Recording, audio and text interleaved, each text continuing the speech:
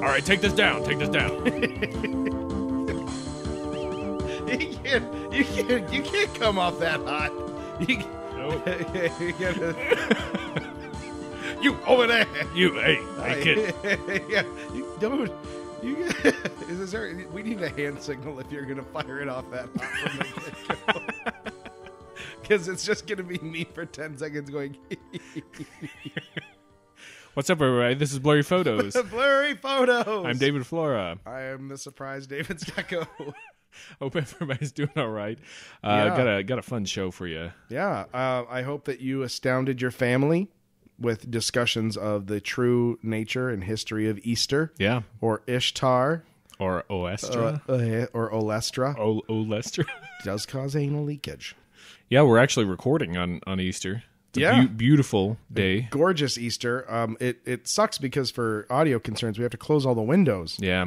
But, I mean, we were gonna take the class outside and record, but I want to go on a field trip. But the wind. And we couldn't afford to have any background sounds or anything messing with the quality of our audio. Nope. Everything's got to be really clean, really crisp. We want to not do any amplification or mess with the highs or the lows or anything like that. So we just decided to stay inside. And did you just feel something? Did it get colder in here? It did. What is that? That was weird. Okay. Well, maybe. Anyway, thought it was just me, but today we are discussing EVP. That's right, electronic voice phenomena. Yeah, we actually got this. This is a suggestion from our listener. Yeah, Tom Britton.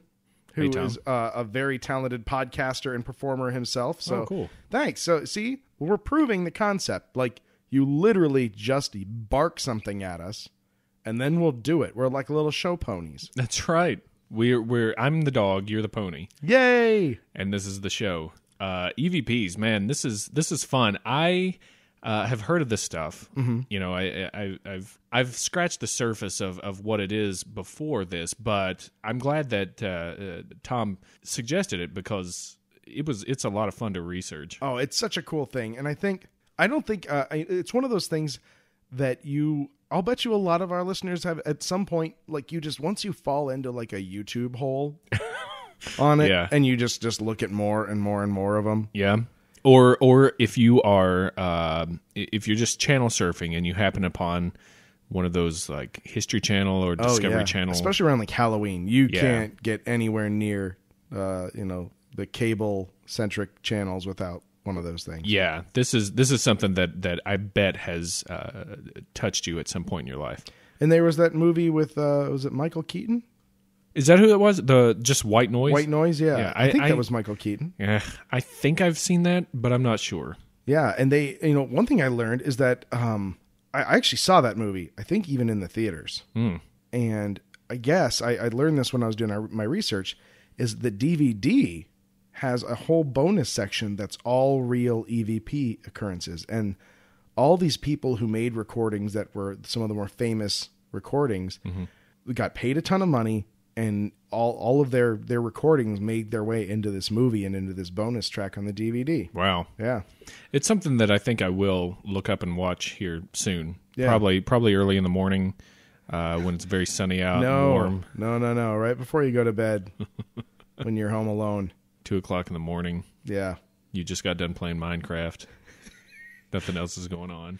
Man, we've been playing a lot of Minecraft lately. No more. All right, I'm not going to go on in Minecraft. Nobody wants to hear that. That's our other podcast that we haven't done. So let's go into EVP here. What it is, what causes it, some explanations. Yeah, even some examples for you. Whoa. This one for this episode. Let's tell you straight up. Buckle in. Shut the windows. Tie up the dog. Like really tightly. Make some hot chocolate. Get a blanket, whatever it takes to comfort you, because you might have some tears in your eyes by the end of this one. That's right. This one's gonna mess with your cabeza. That's for our friends in Peru. EVP is when human-sounding voices or words are heard on recordings, or radio station noise, or other electronic media. It's most often captured on audio tape. Now, the speech or the voices that are recorded aren't necessarily heard at the time of recording. Yeah. Only when the recording's played back. Some of them are, but the vast majority, I think, aren't. Yeah, and there are a lot of people. I was surprised at the approach to EVP. I thought that it was something that people had accidentally discovered and then kind of like, oh, we should look into this. Did you hear this? Yeah. Maybe there's a thing here. Right. But it was more the other way around. It's people have been always, I guess throughout history, have always been actively trying to communicate with the dead. And so that's driven their research. They're always trying to create a new manner of doing this. Mm-hmm. And as a result, there's actually a fair number of very different techniques for encouraging or creating or capturing electronic voice phenomena, which I thought that was really interesting. I just thought it was, we left a tape recorder in a basement, and then when we went back, we found some stuff. Right. But there are people that are inducing it as well. Right, and sometimes amplification and noise filtration is required in a kind of a post-recording setting. You use some kind of software or machine to amplify, to take out some of the highs, some of the lows, really boost up what has been recorded so that they get what is perceived as voices or words. And here's the fun part. The vast majority of these are claimed to be caused by spirits of the dead. Yeah. Paranormal supporters claim this is absolute proof of life after death. And some people even claim that it could be aliens or interdimensional beings that are speaking, that these devices are picking up. It's such an interesting thing because I had such a narrow idea of what this was. I kind of thought it was like just kind of a neat ghost story trick. Yeah. But learning about this and also the quality, and we've got a ton of clips, ton of audio clips for you guys to listen to. The quality is so wild. I mean, from some of them just saying, hey, this is Stan. I mean, it's just clear as day to some, to some things being like... just... And I was like, didn't you hear him say, I killed an aardvark yesterday? Right. Like, it's such a crazy dichotomy. Like, it's all over the place. And we'll get to why that is, like why, how they classify it, things like that. Yeah, there's like a whole codex of how the different varieties, how these were recorded. There was one version where they functionally made an acoustic Ouija board. Mm-hmm. Out of the AM band, they have a small computer box that just hyper scans through the AM band and will just let small snippets of audio that it finds through. I mean, like fractions of a second. And it's thought that this allows a being, a spirit or a soul or what have you, to use that as a medium to communicate. Right. Acoustically. Right. Many times in these cases, you're only going to get single words or short sentences or phrases in there. And it can be in any language. It can also be grunts or groans or, any fun thing like that. Will the spirit of the dead please talk to us right now? We really appreciate it. I didn't get anything. I don't know. Play back later. Oh, it's a ghost fart. Oh my God, that ghost farted. I'm telling you that if I die, you have to keep doing the podcast, and then everyone has to listen to them later, and you will hear my spectral farts, because I am not going to tell you anything about the afterlife. I'm not giving you lotto numbers. I'm not telling you where your keys are hidden. All I'm going to do is make ghost fart sounds on all of your recordings forever. I would love it, though. I mean, yeah. No, I wouldn't love it. But if you died and I was like, welcome to Blurry Photos, this is David Flora, and hoping everybody's doing okay. And then we play it back, I amplify it, and it's like, this is David Flora, and hope everybody's doing okay. You just have half of a podcast? Yes. And then it's just static on the other side. And also... The messages that the spirit realm is trying to get to us are incoherent. Well, yeah, in most cases. Like, check the doorknob. Here's the weirdest part, though. A lot of times the voices may respond directly to the people that are recording. So if somebody asks a question on there, sometimes they get an answer back. Yeah. A lot of times they don't. It's a snippet that might not make sense to them.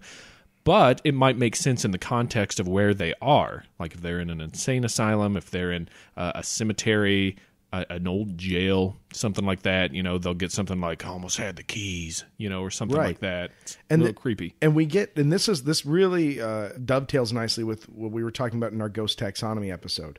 The difference is in some of these spirits who seem to be present in the moment and wishing to communicate in real time with the people that have an agenda and they're kind of a part of it. Mm-hmm. But then there's this feeling that some of these people are unaware that we're there and they're living out wherever they are, and that we just get a snippet of it. We just happen to capture something. So again, just like the ghosts, there's those ghosts that are, in a hotel and they're just walking from room to room because they're still in their time. Oh, yeah. And you're just seeing a weird reflection of it, as opposed to a ghost that's like throwing shit at you. Right. Or they might not even know that they're dead, too. Right. That's a freaky part. Now, as we said, the quality of these recordings is all over the board. Mm-hmm. Sometimes just like ours.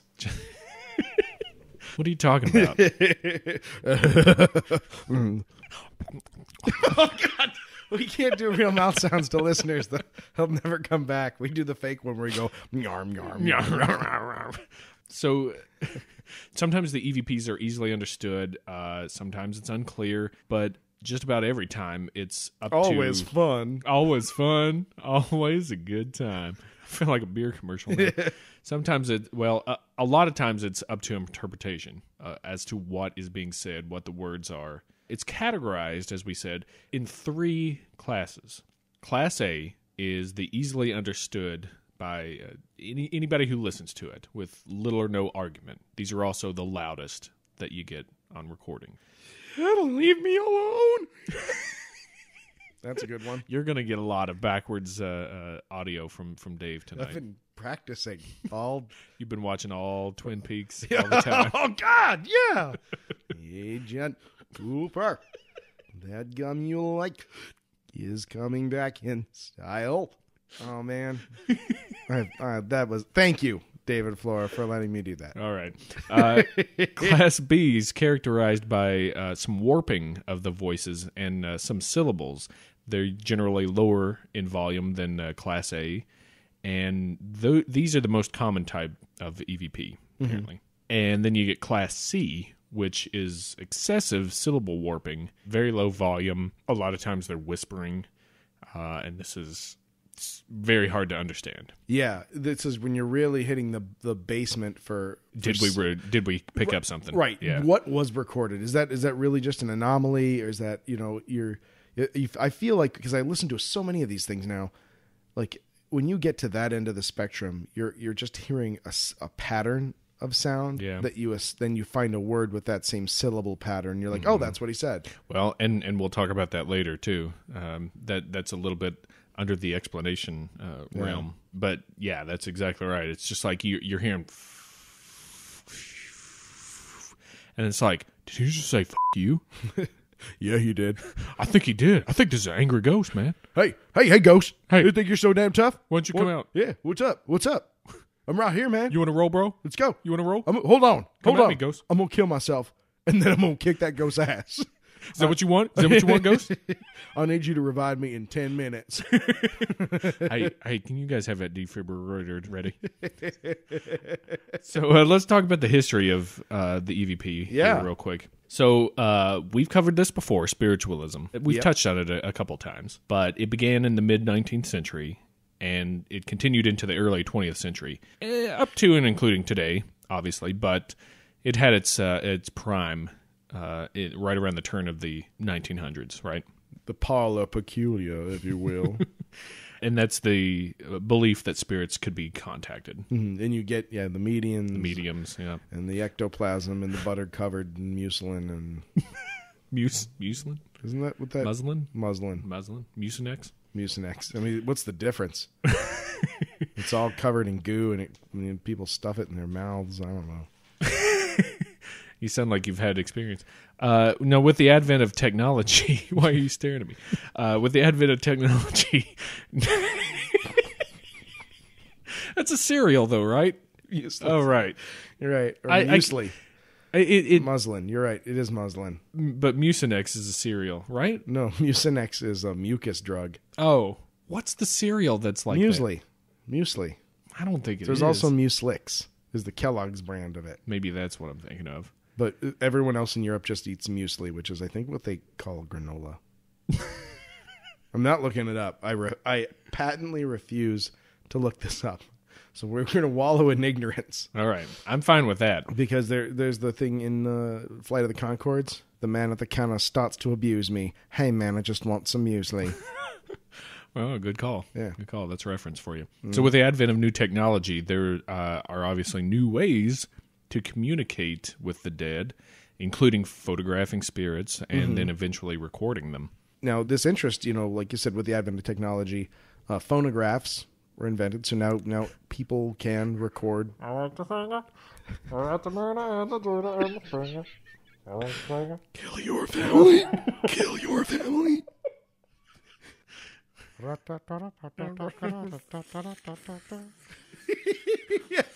It was all distortion. The actual intended recipient of the recording sounded like a dead ghost. Yeah. America marches to war. The keys. The first people that try this, they were trying to record on wax cylinders, and just really, did not come up with anything, which is not surprising. I mean, it was hard to capture a man shouting into a cone on those. They didn't have a huge amount of gain on those. Yeah. And so that's why I almost struggle with the idea of saying that the idea of EVP or EVP started in the 1800s. It just didn't, because there was nothing to be had. They tried, and they didn't, even by their own weird hokey standards, didn't come up with anything. Mm-hmm. So it wasn't until, the 1940s where we start to get into magnetically recorded tape, sure, in reel to reel, and that's, I think, what really kicks it off. Mm-hmm. Mm-hmm. Flora, I think you got the torch on this. In 1941, there was a photographer by the name of Attila von Zalay who photographed ghosts. I hope you heard the quotes on that. I saw you did air quotes, and here's the thing: when he photographed ghosts with air quotes, I'm thinking you mean naked women. Oh, it could have been. I mean, way to go! They didn't get out in the sun a lot. All right. He tried recording voices of the dead on a 78 RPM record, but he didn't believe he was successful until 1956, when he used a reel-to-reel recorder. Like Told you. About. He actually devised a contraption of a microphone in an insulated cabinet with an external recorder. So he put the microphone in the cabinet, and whatever it was recording on was outside the cabinet. And I love that. I actually think that one of the first attempts at EVP is probably to this day the best attempt at it. Because, that's a great scientific approach. Like, I'm putting it in a sound isolated chamber. Right. There shouldn't be any interference. So whatever I hear should be generated by something we don't quite understand. Yeah. I think that's brilliant. And no one has done it since. Have they not? No, at least not a single person that I found or thing that I saw was treating it like this. So I'm a huge fan of this guy's approach to it. Way to go. Yeah. He claimed that he recorded voices on there.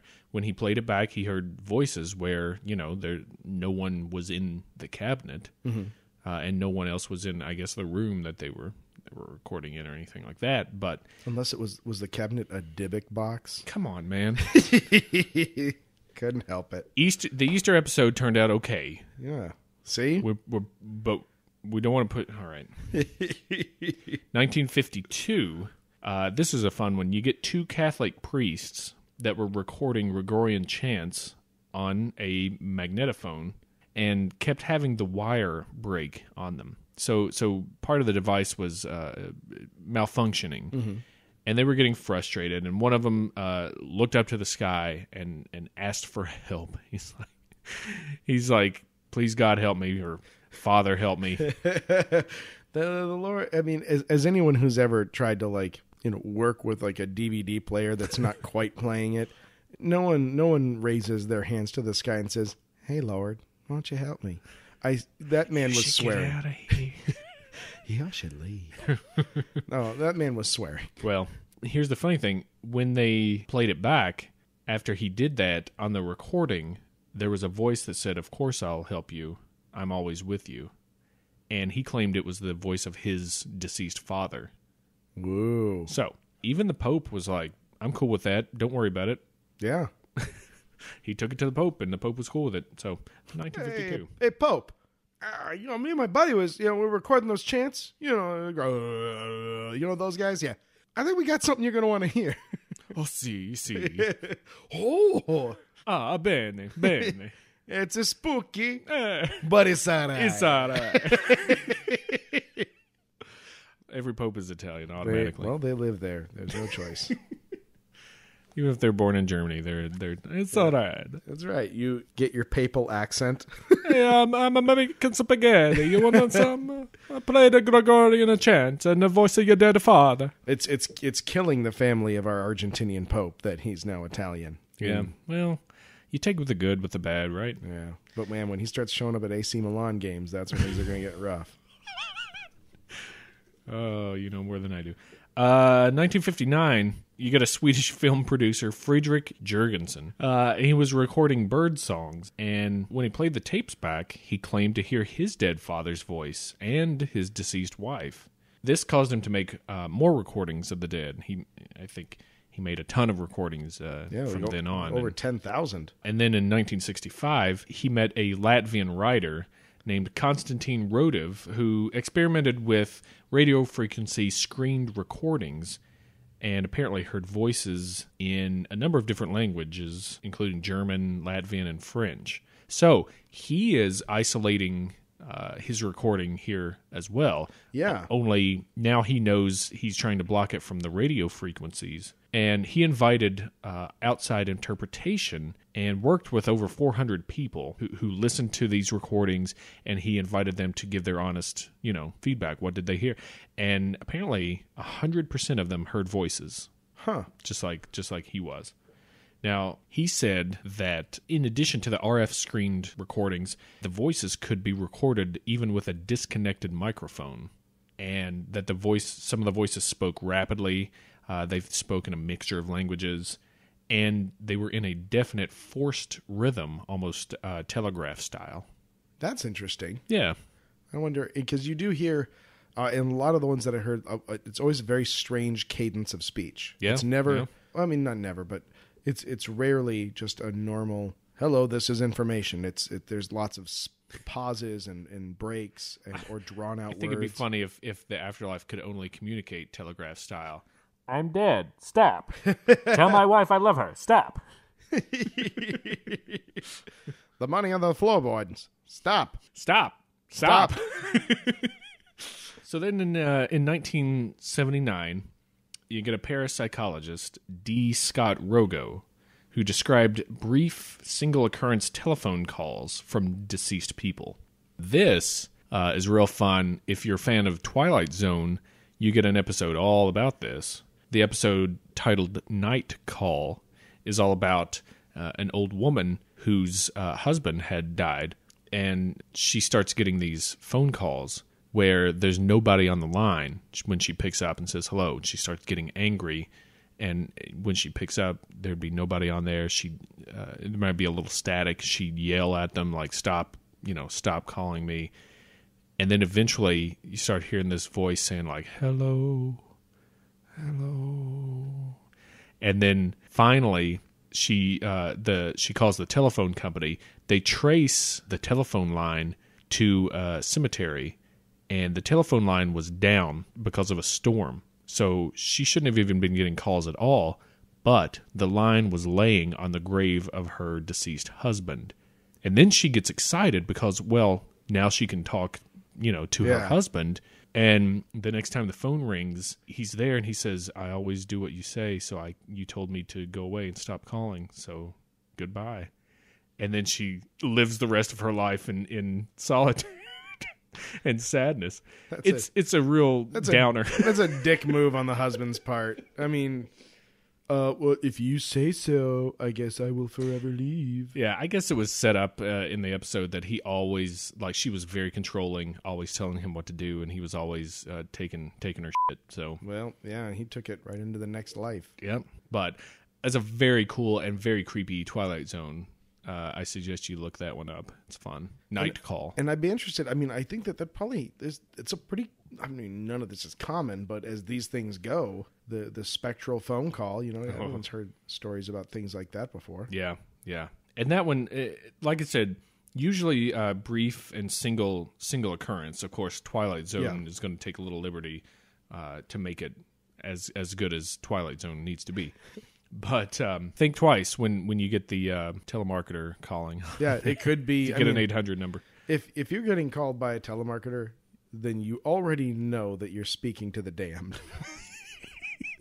But they may or may not already be dead. You know, another fun thing. They're dead inside. Yeah, I learned a great word doing the research for this, because people who deal with this, they don't want to say people who've died. For some reason, people are very nervous about the phrase "dead." That's just a word. The phrase is "you're dead." The dead. So there's people cross over, they pass on. My favorite one is I investigate communication with the disincarnate. Oh, right. Yeah, I saw that. I really like that phrase. Disincarnate just means they don't have a body anymore. Yeah. What a wonderful phrase. Thank you, politically correct society. Oh, man. Because the dead get really pissed off when you call them the dead. Yeah, that's right. Well, they used to be everything's fine, but now it's everything's Obama this and Obama that.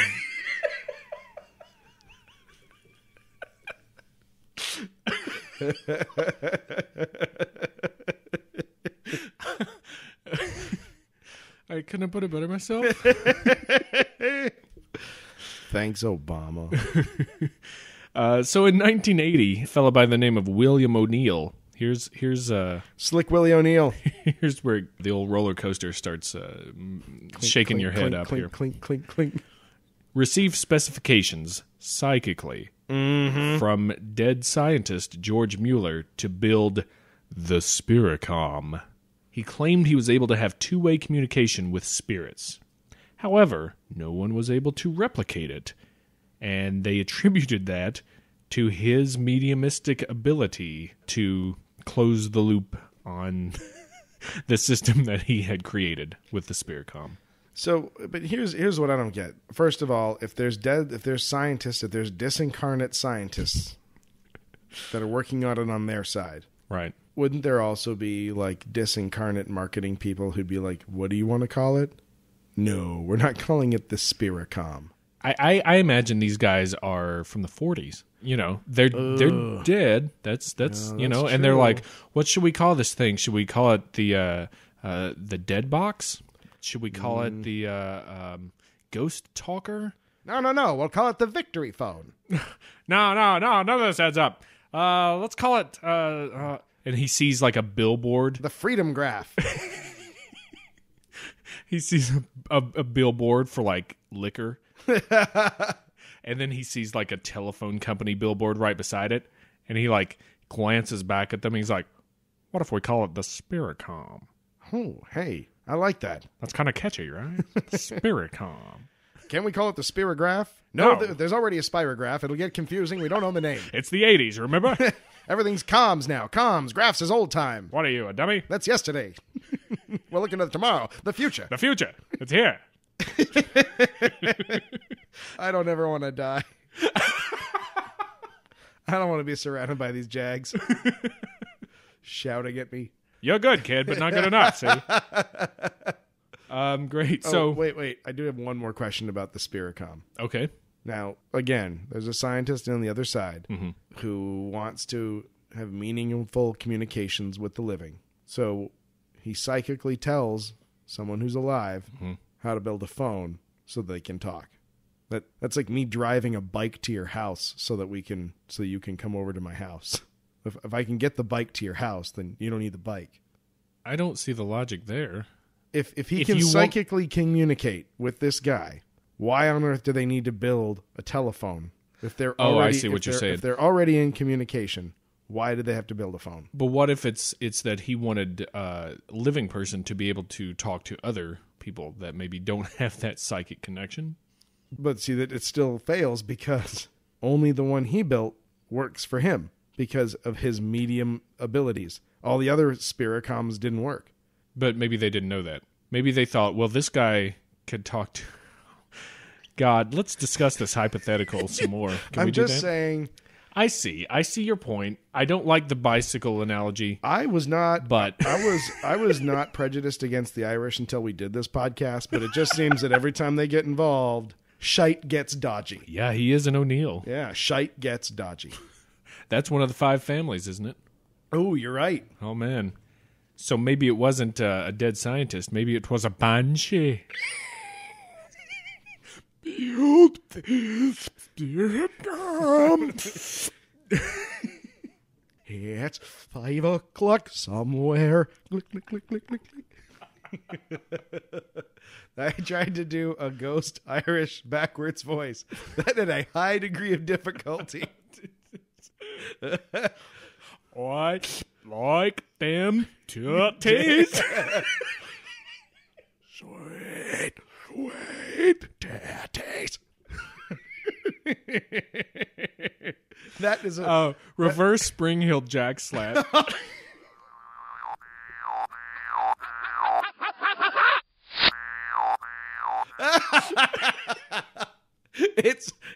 It just starts off with weird and then it fades away. All right. So the Spirit-Com. Right. Bunch of crap. 1982. This is when you get the EVP researcher Sarah Estep. Now, this is a name that you're going to hear about if you start looking at EVP stuff. She's a big name. Founded the American Association of EVP to increase the awareness of the subject of EVP and standardize methods of recording it. She had recorded since 1976, and she did hundreds of recordings of spirits, discarnate spirits, including relatives, friends, even claimed to have gotten Beethoven and extraterrestrials on there. Not in English, obviously. Did you hear the Beethoven recording? No, did you? Yeah, I've got it. Oh, you do? Yeah, I do. I really do have it. Yeah. Should we play it? Yeah. Like every good TV show, we'll let you be the judge. Of if it's Beethoven or not? Or what? I'm just going to play it. Oh, okay. I have 2 recordings of Beethoven. One in which he identifies himself as the famous Beethoven. This is what she got. And the other one is where Beethoven is playing music for her. Okay. And in the afterlife, Beethoven has more arms than Vishnu because there are a lot of things being played. And Vishnu's a hell of a pianist, by the way. Yeah, he is. Okay, so she does like the introduction of it. Okay. And then she'll play the clip. So Okay. she'll tell you what you're going to hear, and then you'll hear it. Oh, great. Personally, scientifically, not a very good way of going about it. But hey, who am I to tell Sarah? She's the one with the tape. I'm just some jackass dicking around with a computer here. Who you think you are, Stugach? Now, so we've got 2. I've got both Beethoven's introduction and music that he plays for her. Sounds good. All right, so here we go. One morning I made a regular recording, not calling, as I said, on anyone well-known, just a regular recording. And as I am finished, someone comes through and says, "You have the famous Beethoven."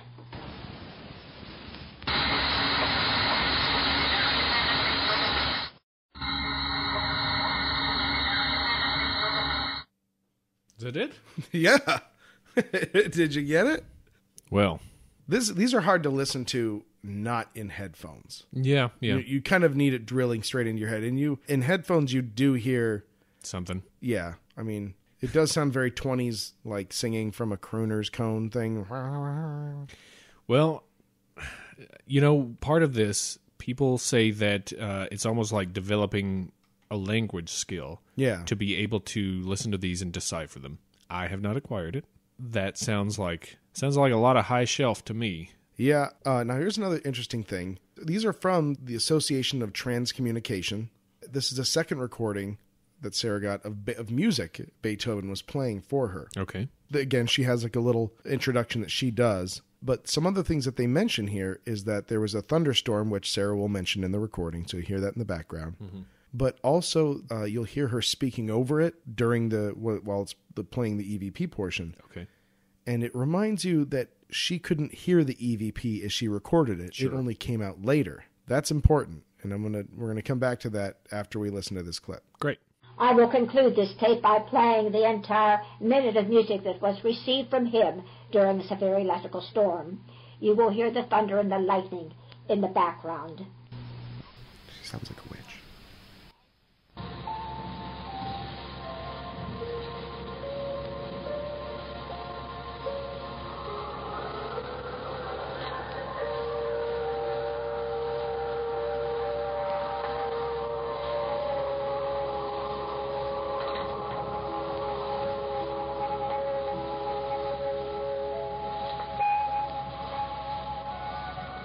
I have not turned into some music.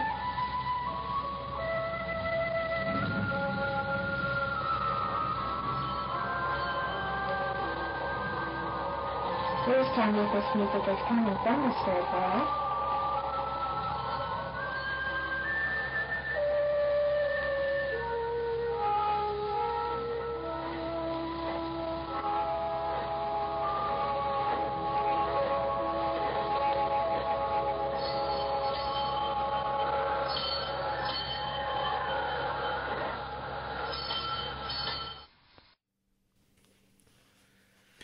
All right. Now, I've been on the Haunted Mansion ride a number of times. That, I can only believe that Beethoven could come up with better than that. Here's my question. Did Beethoven, was he playing in the entire orchestra? Right. I know I heard some flute in there. Yeah, I could have sworn there was Somebody playing English horn. Yeah, there's some guy playing the triangle at the end. Somebody, maybe a bassoon in there somewhere. But now, here's the part that I take umbrage with, and I do take umbrage. She couldn't hear the EVP, but she references the music she's hearing. What did she say? I couldn't even make her out. The second, we'll play it again. We'll just not the whole thing, but we'll play. She interrupts the music at first, like when she doesn't interrupt it, she speaks over it. Speaks over it. And then it plays for another 10 seconds, and then she speaks a second time and references the music she's hearing. Okay.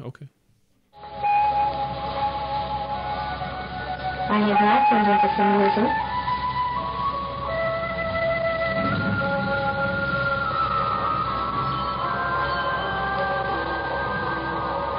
Please tell me if this music is coming from the spirit world.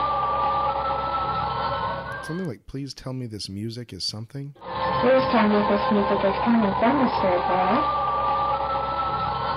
Yeah, she sure does. Yeah. Please tell me this music is from. Yeah. And like the first thing she says I couldn't understand, but please tell me this music. Now we're doing it, but with the part that we know she said. Yeah, now we're hearing it.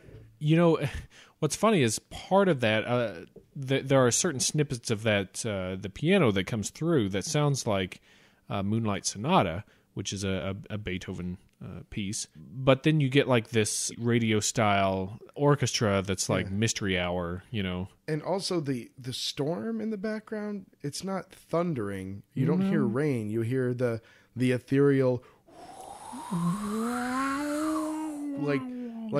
like studio effects for spooky times. To me, it sounded affected. Yeah. So interesting. I'm glad that you referenced that, and I actually happen to have it on deck. So hooray. Cool.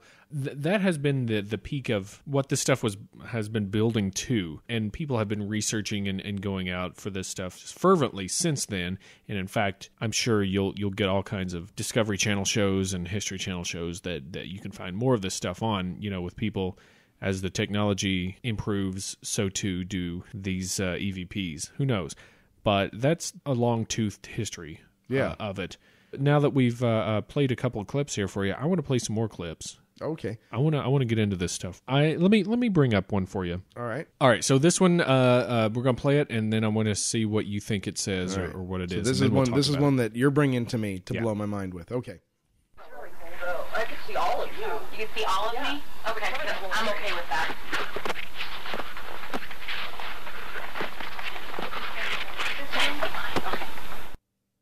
Is it the very end? Oh, that little whispery. Oh, okay. So it's right at the end. Right at the end. I'm going to listen to it one more time. Let's play it one more time for you. I can see all of you. You can see all of me? Okay, I'm okay with that.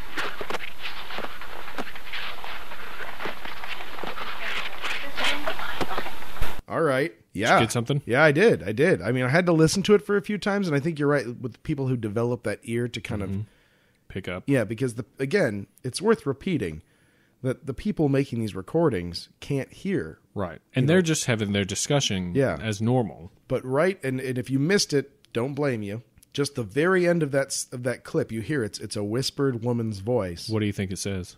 I only heard like the money or like an inhalation, like at least that's a theory. Like it sounds like the money. You know, like you can hear that whispered kind of thing. Yeah. I mean, do I also think that could have been literally the sound of cloth rubbing on itself?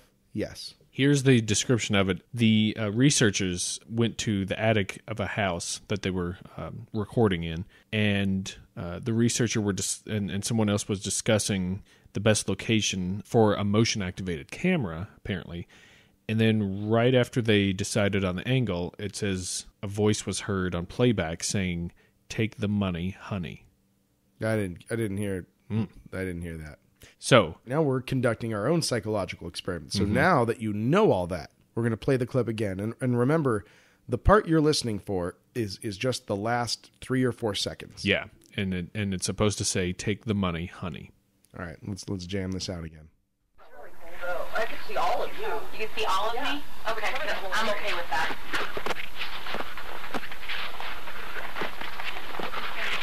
Okay. See, now I do hear it. You hear it? Yeah. Isn't that weird? Yeah, that is. All right, this one was recorded in Reno, Nevada. Okay. By Tom and Lisa Butler, who are also very accomplished researchers. Researchers, EVP pursuers. Yeah, they need a name, don't they? Yeah, but they went to this house in Reno, Nevada, and they'd walk through, and this is they get more of an interactive thing. They're not looking for those passive sounds. Like they ask questions out loud. They try to get a directive response. And you'll hear them speak in this one. You know, you'll hear them. They'll talk, and you'll hear the quite direct reply. Okay, great. Do you not want people here? Oh. You want to hear it again? Yeah, let's try it one more time. Do you not want people here? No, Mr. Floyd. No, this is kind of a game of gotcha journalism. Yeah. When I ask you what you hear, but I'm curious. So on the surface, I hear right. We found Jimmy Durante living disincarnate in Reno, Nevada. I think I hear something like "I want you to die" or something like that. Okay. Something. You're real close to it. And again, I like this. I mean, like I say, you're really close to it. Like there is some. Well, like there's some perfect alabaster answer. But we're saying that in terms of what the researchers have put forth as what they've decided it is. That's true. Their expert opinion. Yeah. Is that, and then we're comparing our answers to that. The expert opinion of the Butlers is that it was saying "prepare to die." Oh, you want to hear that one more time? Let's do armed more. With the knowledge. Do you not want people here?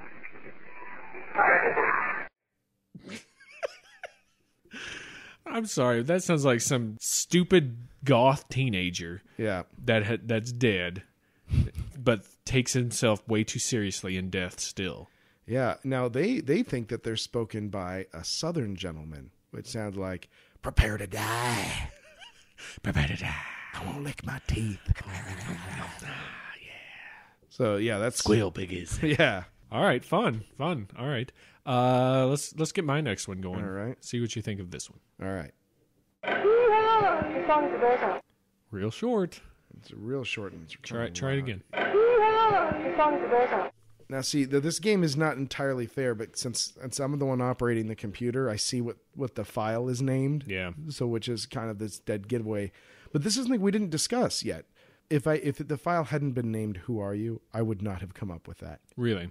I would have just thought it was just like tone. Whoa! Yeah.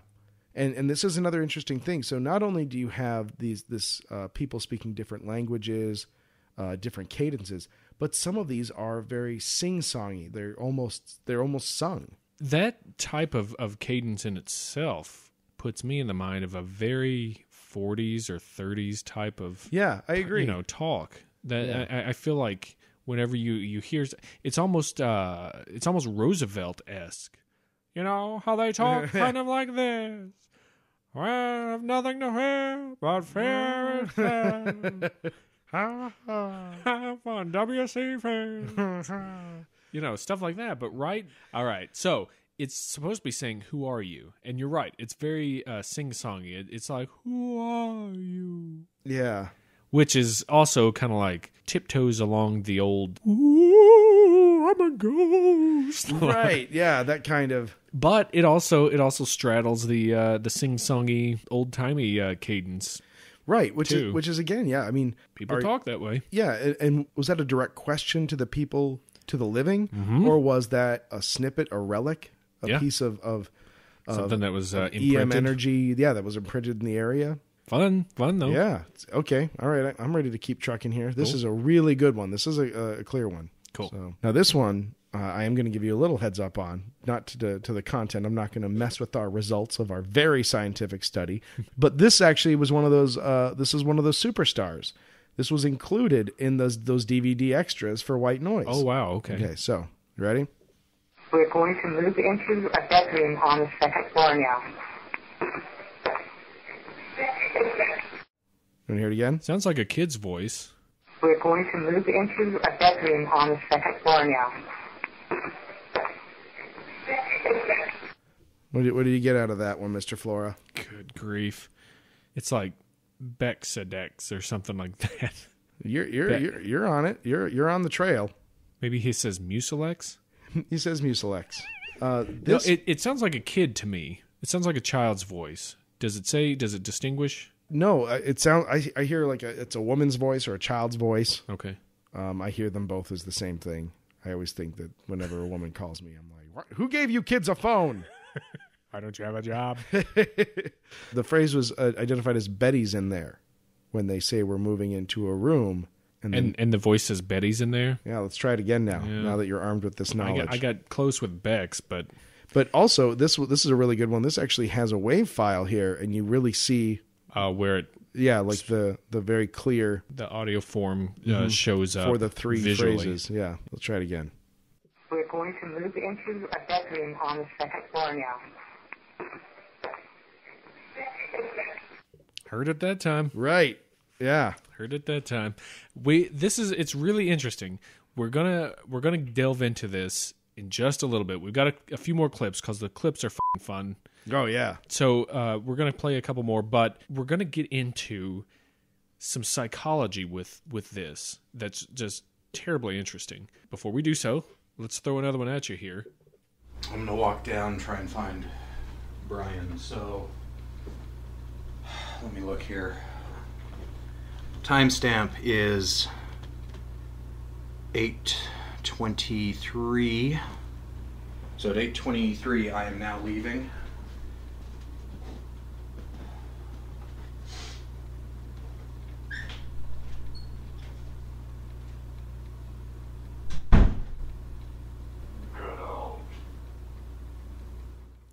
Oi. Okay.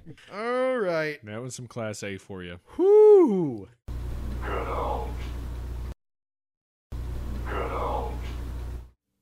Yeah, they even loop it back and just to make sure because your sphincter wasn't tight enough at that point. Yeah, this one's juicy. Yeah, that one is spooky as all hell. I don't ever want to hear that voice. Oh, not on a recording, not in real life, not in a movie. That motherfucker ain't playing piano concertos in the rain. Not at all. No. He's got a message for you. Yeah. And it's, I'm going to eat your soul. God. Pretty cool, huh? He sounded like you interrupted him from raping a demon. Yeah. Like that, whatever the thuggest motherfucker ghosts in the world are, that's one of them. Yeah, he meant it. God. Pretty cool. Yeah, Pretty cool. Okay, well, you're definitely at the top of the scoreboard for spooky times now. I picked this one because it's I thought it was really clear. Well, we're needing some of those. Yeah. I don't think we need. I actually have some that are even muddier, but I don't see the point of it. So you can be like, oh, thanks for that audio clip of nothing. Yeah. Well, I mean, I think we've already showed an example of even the 3 classes. I think there's been a class A, B, and C. Yeah. So far. So yeah, let's see what you got. All right. You gotta say hi to him. So, I'll play that again, then I'll give you the whole story there. Okay. You gotta say hi to him.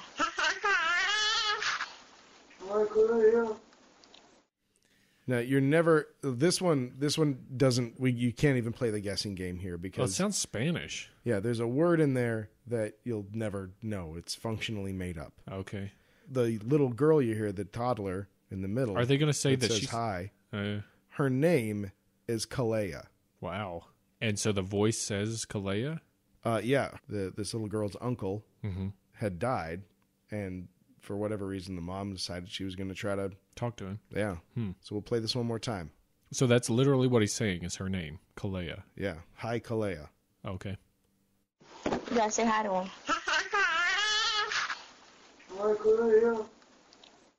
Wow.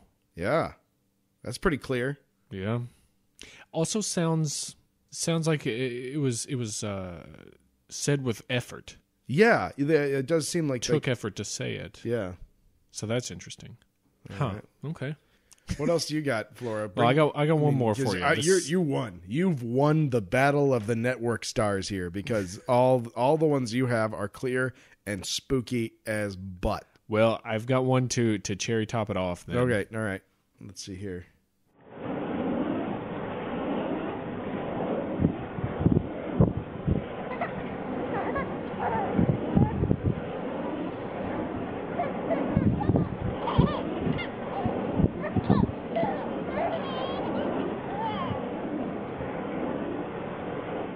There's nothing more terrifying than the laughter of babies. Yeah.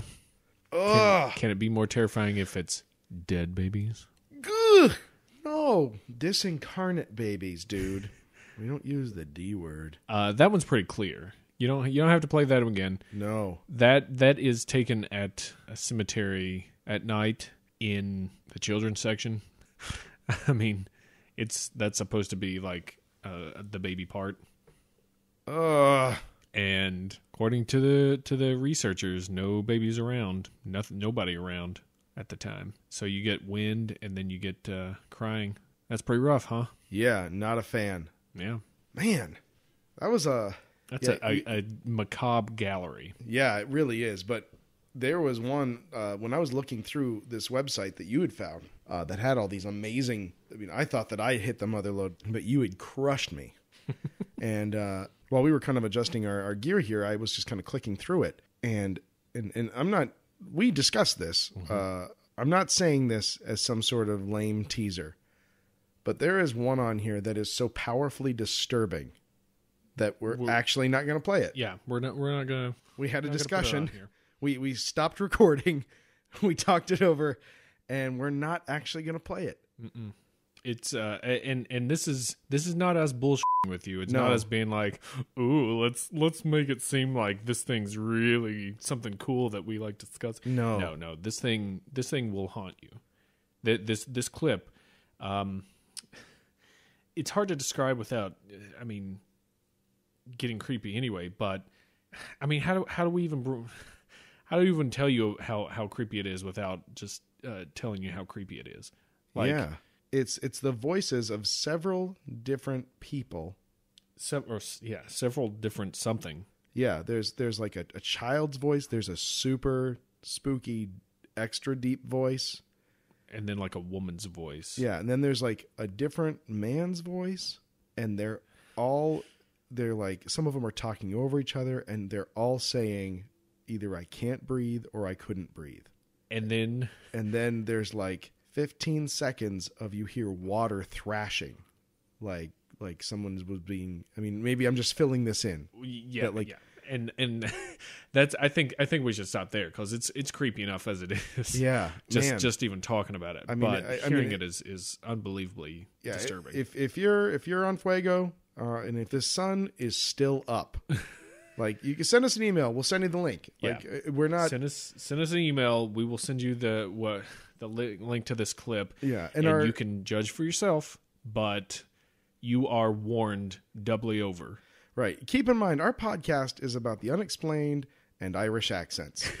and this is the first time we've actually had to have a discussion about like this is too dark for what we do.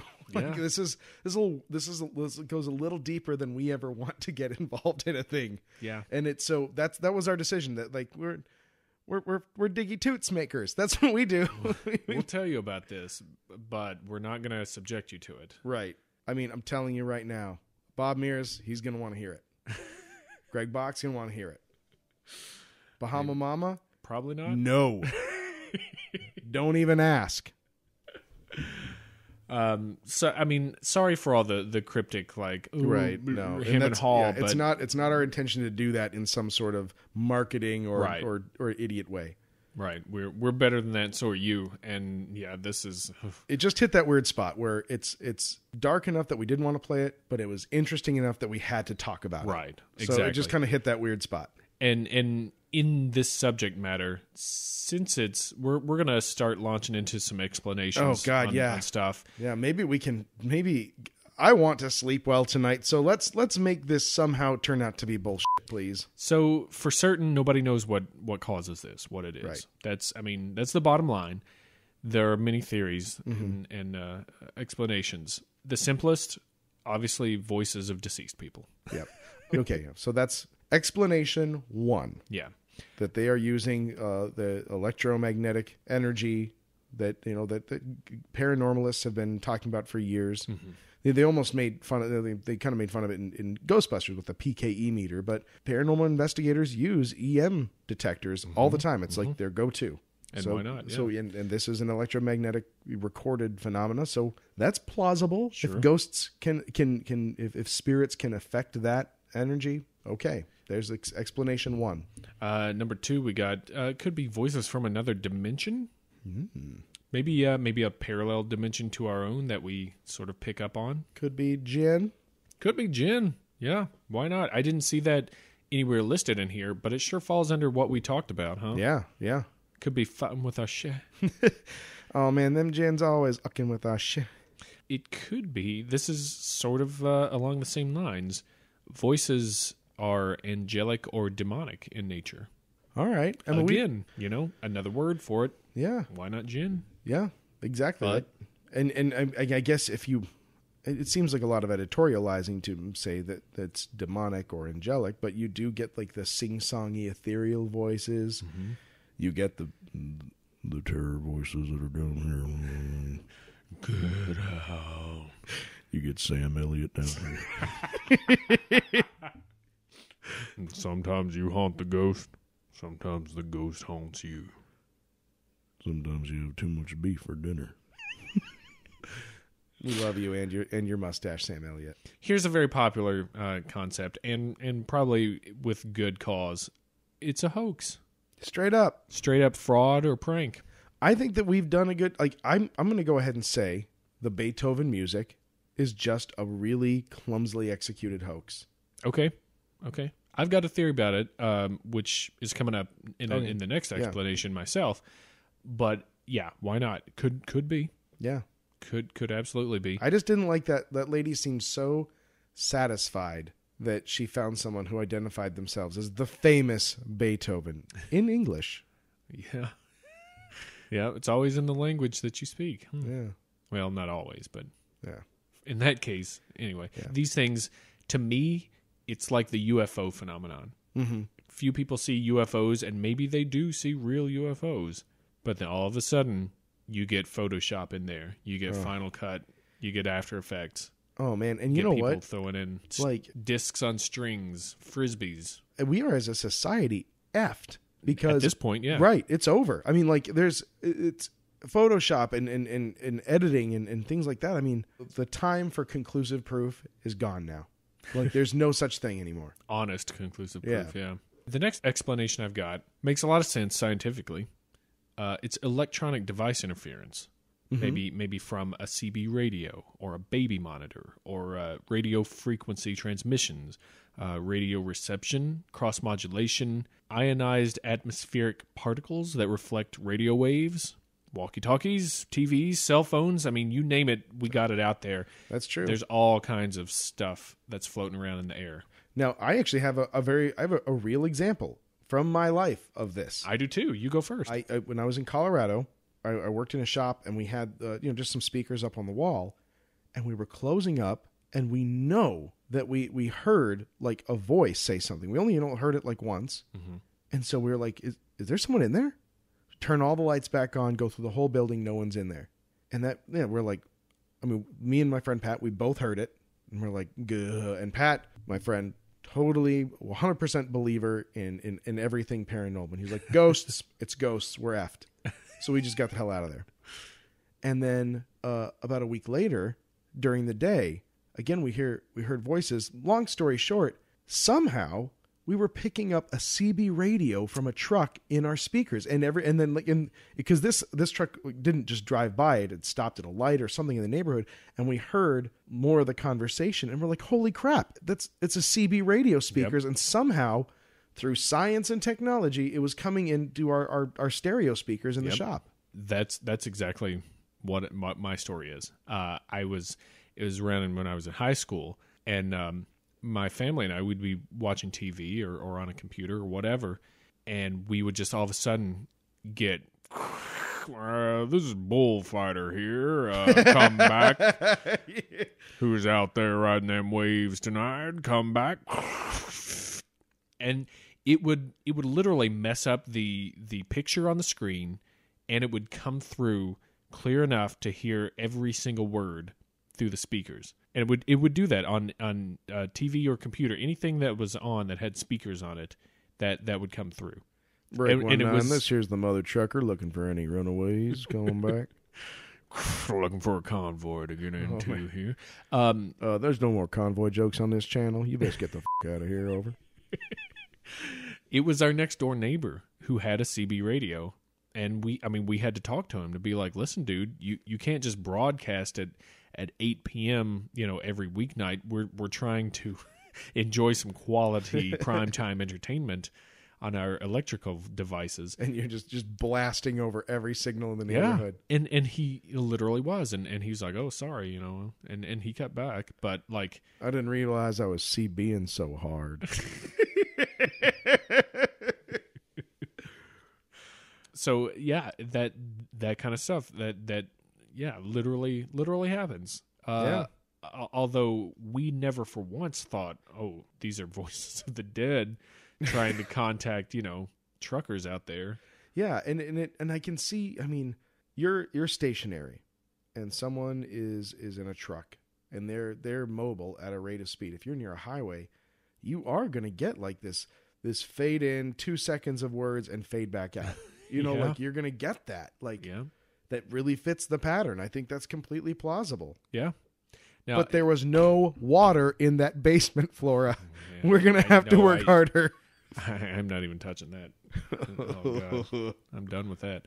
This also, I think it's funny with the Beethoven example, because who's to say there's not either remnants of or current streams of radio transmissions out there carrying music or advertisements or whatever has been recorded and transmitted. It could be bouncing around in the sky right now. So for somebody to pick up just music like that, well, yeah, radios transmit music 24/7. Yeah, you're always gonna get those things. You get an atmospheric inversion, and suddenly, AM radio, it can go everywhere. Yeah. That example, I'm just like that is a snippet of a radio station that is playing classical music. Yeah, if not hoaxed, the basement water, that thing has no explanation. It's freaky. It exists solely for people who sleep too much. You hear that, and you don't have to worry about it. It splits me into two camps, and they're not even going to war with each other. Fight or flight. Yeah, basically. So let's talk about a couple of the psychological aspects. Yeah. Now this is important. And we were dabbling in this with our game about trying to hear it. Yeah. So this is. I love this because I think that you might agree, especially if you do any looking of your own on the internet. So you can find tons and tons of these EVP audio files. Don't look for video files on YouTube. It's just a waste of your time. I mean, it's just a waste. But you're going to run across this as well. Flora, hit them with the science. The first one we got, the first phenomena, Hit them harder. is called pareidolia. This is a psychological phenomena of recognizing patterns, shapes, and familiar objects and otherwise vague or random stimulus. It's the brain trying to make sense out of nonsensical input. It's looking for shapes in the clouds. Yeah. Classic example also, Rorschach tests. The ink blots. I don't know how they get all those naked pictures of my mom, but they do. They do. And they're everywhere. It's standardized. Now, this phenomena can happen with any sense. It doesn't have to happen with your ears or eyes, right? You can get a suggestion of a touch or smell or something like that, too. Now, I've seen that it's a type of something called apophenia, which is the unmotivated seeing of connections. In other words, finding significance in meaningless data or events. And I think that includes hindsight bias. Oh, yeah. Yep. And this you're going to hear a term called priming when you get into this. Yeah. And it's a suggested sense or something called priming that increases something being understood by your brain. So this is why we say we can't make out what these things say. But then when we get a suggestion of, it's saying, my keys fell down the grate, then we're like, that's exactly what it's saying. Right, yeah. Or you get a snippet of the story. Yeah. You don't even necessarily need to have them say what you heard, but you say, Right. this happened in a mechanic's garage. Or that. And it's when you have pistons loose. Yeah. And forever he was damned to toil and work on a hydraulic system that no one could save. And there he sits alone at night, damning himself and cursing the fate that had brought him here. The hell's mechanics shop. But you can't just having the context, your brain will fill it in. Yeah. So that's the psychology behind it, which I can totally get behind. See, I'm a big fan of the EVP folks. Yeah. Because more than anybody else so far, I mean, these are guys that are really trying to give it a scientific breakdown. And they're into it, and most everything that you're going to find is not for profit. They're not making any money. In fact, it costs a lot of money for them to do this. So. Yeah, that equipment is not cheap. Yeah. Case in point, this podcast. Right. Right, exactly. Not cheap to produce. All right, so I got one more explanation that I really like. All right. I don't claim that it's viable at all, but I really think it's cool. What if this stuff is subconscious projections of researchers' thoughts imprinted on the tape of the device? Ooh. I thought that was cool, because then it could explain some of the answers that people get. Could explain just crap that's going through somebody's head. Yeah, I mean, I kind of like and don't like that. Yeah. I mean, to me, that explanation falls into their bucket of like, well, we came to find a ghost, but I secretly think someone's telekinetic in the house. Like, you can't... This one, though, I think is applied more from an outside perspective as opposed to the EVPers thinking that they are doing this themselves. Yeah, it's possible, but I mean, what a terrible intersection of looking for one mystery and the answer is another one. That's bad luck. So that's what I got for EVP. That's in a waveform nutshell. Yeah, thanks again, Tom, for putting us on this path. It's fun. Yeah, man. And we're gonna. I mean, if you get the stones, email us. Hey, did you hear that? Shut up. No, wait. Let me play this back. I think that's the sound of puns. Oh. I think that's Class A puns. Oh, God. All right. I'm not going to classify these puns, actually. I'm going to wait till we get them. We're going to terrify you with our puns.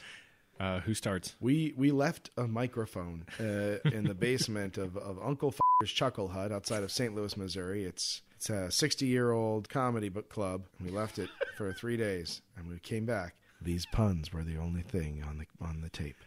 No, I was just setting up puns. That wasn't even my pun. So I'm starting? Yeah. All right. I think this is going to be a Class C pun. Okay. It's an event when your computer presents you with more options than just OK or cancel or save. It's ECP, electronic choice phenomena. Oh, God. Pretty bad quality. All right. Well, then I'm going to get mine. I'm going to get my EVP one out of the way too, okay? Okay.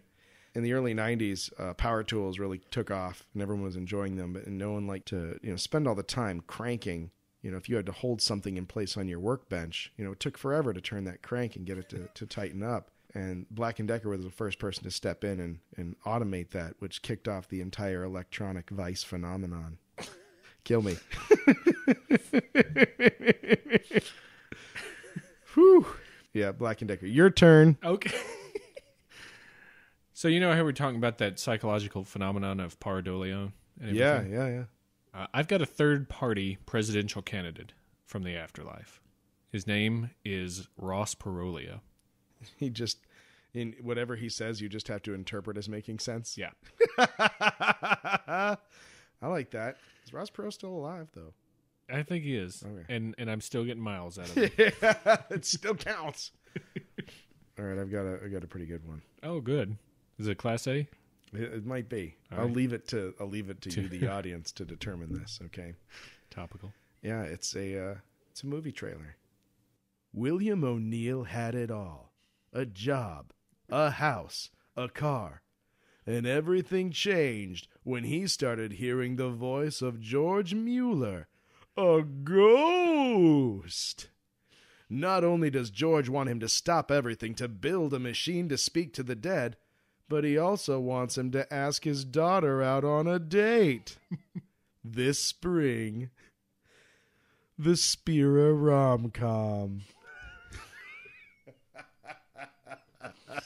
Oh, my gosh.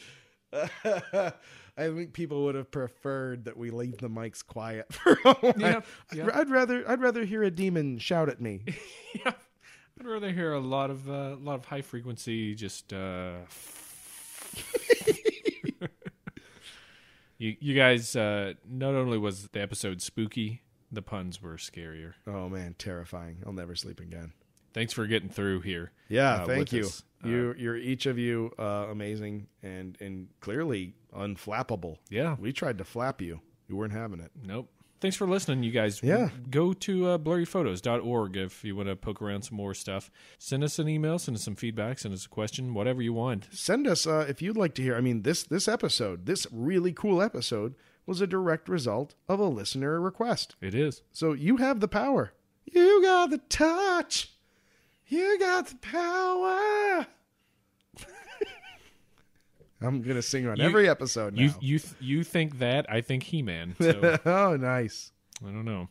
Go follow us on Twitter, blurry_photos, and then go like us on Facebook. That doesn't take long. Yeah. You can subscribe to our YouTube channel.